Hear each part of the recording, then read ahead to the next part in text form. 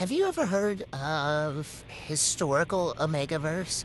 Because I had not. I had never heard of that until I started reading the Viking Omegaverse by Lyx Robinson. I held off on doing a recommendation video on this for a while because I'm fully aware that this series is a lot, and that's how I like it. I like facts mixed with my fiction. I like heavy plot. I like heavy description. I love world building. I love like that period style of speaking where you can tell that the characters are not from this timeline or this time.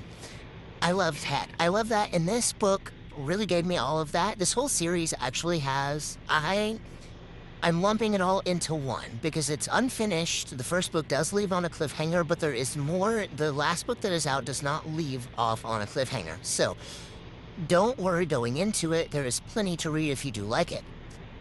That said, this series has really opened up an Omegaverse world for me that I did not know existed, and now I'm even deeper into it than I was.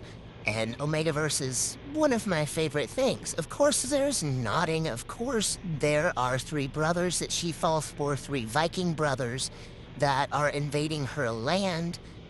There's a real arc. There is a real arc for her, for all the brothers. It is a slow burn.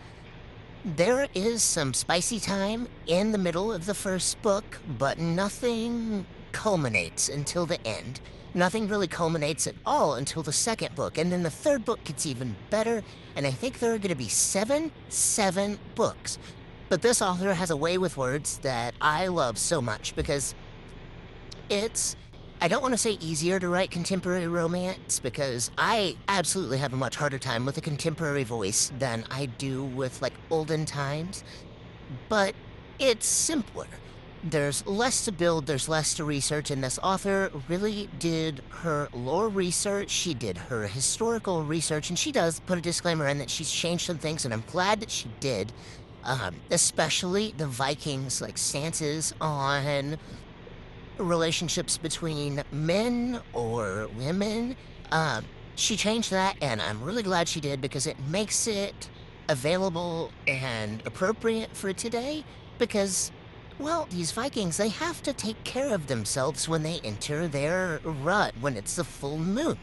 They have to do that, and I love how she integrated that, and it made it much better for me to read, because sometimes I get into some Viking things, and I just feel like I know it's how it was, but I just feel the backwardsness there, and I don't like it. This author said, to hell with that, I'm not going to let that part of history dictate my book.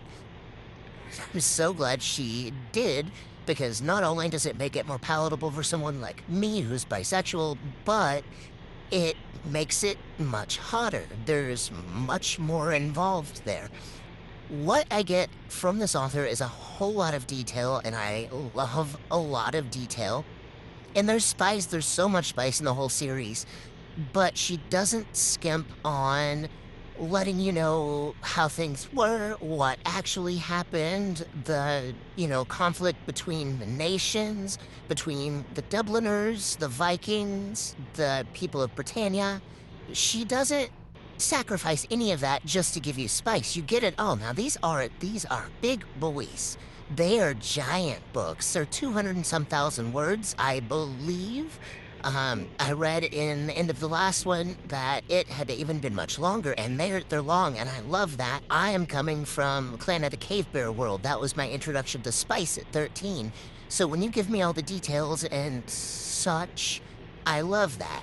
She even goes so far as to mention what was used as birth control in those times. I really enjoyed that. Moving on to her writing is spectacular. There was absolutely a way to write this book where it would have been incredibly slow and probably kind of boring, but this author did not do that. Lyx Robinson took all these details, put them together, and then gave them to you with the story. If you don't like world building, probably not for you. If you don't like random facts that are built into stories, also probably not for you, but I love that. I love that so much. So if you're looking for Omegaverse, it's a little more highbrow, and like I said, I've found more since then. But if you're looking for Omegaverse that gives you more plot, more history, and still gives you the spice. Start with the Viking Omegaverse series by Lyx Robinson. It's changed my life. And I don't know if she's an independent author or not. I know it says that these are self-published. I don't know if she has been since picked up. And if she wants a trad publisher, she absolutely could be picked up by a trad publisher. It's going to be hard to find comps, but she is amazing. And honestly, I think this is the kind of author I aspire to be. However, I'm not smart enough and I don't have the focus to do the research that she did. And she did the research, not only on what it was like in Britannia or in Norway or in Dublin. She did the research on clothing, on foods, on the lay of the land, on the weather. She did so she did so much. She went so far as to tell you what the houses looked like and what was in them, and that's not until later. But you get what the castles were like. What I think I might be in love with her. But Viking Omegaverse by Lyx Robinson, it is amazing, and you will not be disappointed.